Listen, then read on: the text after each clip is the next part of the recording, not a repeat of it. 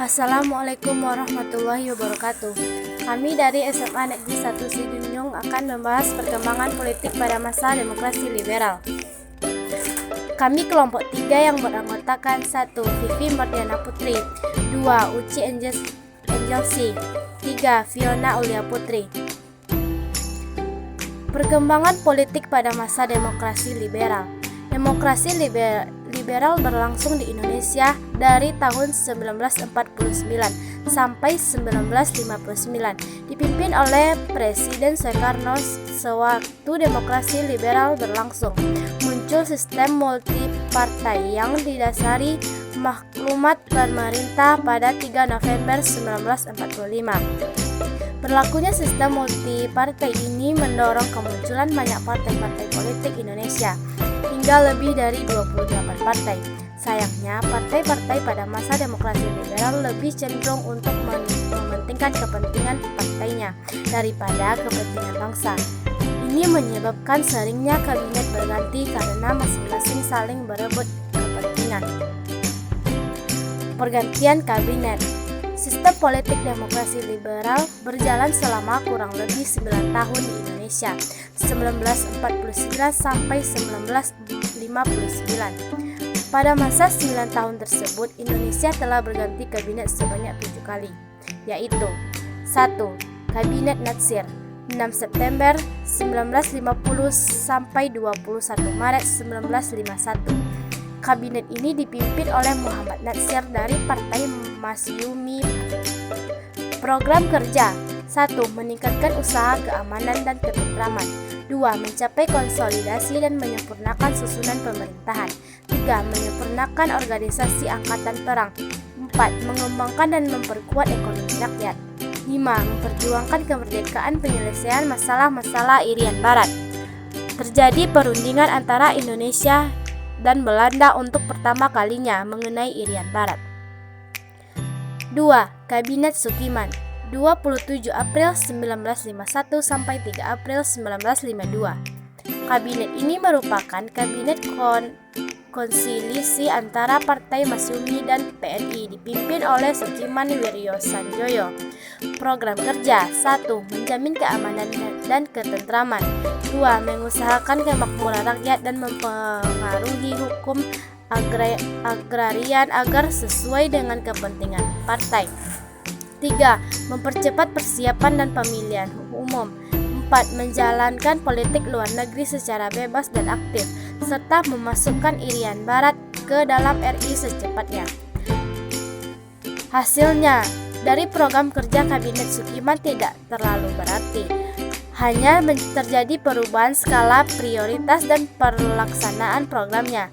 Seperti yang sebelumnya meningkatkan keamanan dan ketentraman menjadi menjamin keamanan dan ketentraman. 3. Kabinet Wilopo, 3 April 1952 sampai 3 Juni 1953. Kabinet ini merupakan kabinet Zaken, yaitu kabinet yang terdiri dari pakar yang ahli dalam bidangnya, dipimpin oleh MR Wilopo. Program dan hasil kerja yaitu: 1. Dalam negeri, menyelenggarakan pemilu konstituante, DPR dan DPRD, meningkatkan kemakmuran rakyat, meningkatkan pendidikan rakyat dan pemulihan keamanan. 2.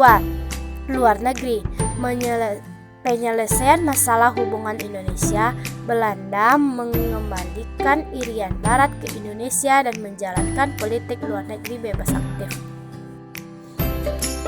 Kabinet Ali 1, masa jabatan 1 Agustus 1953 sampai 24 Juli 1955. Kabinet Ali 2, masa jabatan 24 Maret 1956 sampai 14 Maret 1957.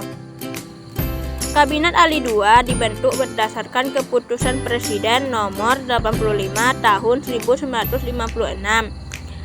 Program kerja Kabinet Ali 2 memperluas dan meningkatkan mutu pendidikan dan pengajaran antara lain: 1. Pembatalan hasil KMB. 2. Meneruskan perjuangan mewujudkan kekuasaan de facto Indonesia atas Irian Barat dan membentuk Provinsi Irian Barat. 3. Bidang dalam negeri meliputi memulihkan keamanan, memperbaiki perekonomian dan keuangan, memperkuat pertahanan, memperbaiki sistem perburuhan. 4. Bidang luar negeri meliputi menjalankan politik luar negeri bebas aktif dan meneruskan kerjasama dengan negara-negara Asia Afrika. Kabinet Burhanuddin Harahap 12 Agustus 1955 sampai 24 Maret 1956. Kabinet Burhanuddin Harahap, masa jabatan 12 Agustus 1955 sampai 24 Maret 1956. Kabinet Burhanuddin Harahap terbentuk pada tanggal 11 Agustus 1955. Program kerja Kabinet Burhanuddin Harahap antara lain: 1. Mengembalikan kewibawaan moral pemerintah. 2. Melaksanakan pemilihan umum. 3. Memberantas korupsi. 4. Meneruskan perjuangan merebut kembali Irian Barat. Keberhasilan Kabinet Burhanuddin Harahap adalah dapat menyelenggarakan pemilu pertama sejak Indonesia merdeka. Setelah hasil pemungutan suara dan pembagian kursi di DPR diumumkan, maka tanggal 2 Maret 1956, Kabinet Burhanuddin Harahap mengundurkan diri, menyerahkan mandatnya kepada Presiden Soekarno untuk dibentuk kabinet baru berdasarkan hasil pemilu. Kabinet Juanda, masa jabatan 9 April 1957 sampai 10 Juli 1959. Kabinet Juanda atau Kabinet Karya dilantik pada tanggal 9 April 1957 dengan program kerja: 1. Membentuk Dewan Nasional. 2. Melanjutkan pembatalan KMB. 3. Memperjuangkan Irian Barat. 4. Mempercepat pembangunan. Salah satu keberhasilan Kabinet Karya yaitu pada tanggal 18 November 1957 mengadakan rapat umum pembebasan Irian Barat Jakarta. Rapat ini diikuti dengan tindakan-tindakan pemogokan kaum buruh di perusahaan Belanda dan membentukkan Front Nasional Pembebasan Irian Barat. Tanggal 5 Juli 1959, Presiden Soekarno mengeluarkan dekret berarti negara kita kembali ke Undang-Undang Dasar 1945 dan Undang-Undang Dasar sementara 1950 tidak berlaku. Kabinet Juanda secara otomatis harus diganti. Sistem kepartean. Sistem kepartean pada tanggal 3 November 1945, pemerintah mengeluarkan maklumat sebagai wujud inspirasi pembentukan partai yang baru. Berdasarkan maklumat pemerintah pada sistem kepartean masa demokrasi liberal di atas, terdapat beberapa partai politik yang didirikan yaitu: 1.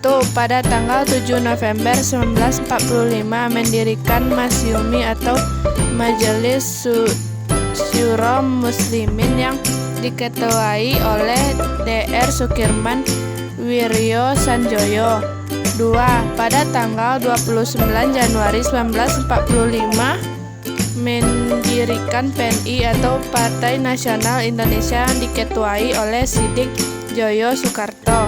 3. Pada tanggal 20 November 1945 mendirikan PSI atau Partai Sosialis Indonesia yang diketuai oleh Amir Syafruddin. 4. Pada tanggal 7 November 1945 mendirikan PKI atau Partai Komunis Indonesia yang diketuai oleh Mr. Moh Yusuf.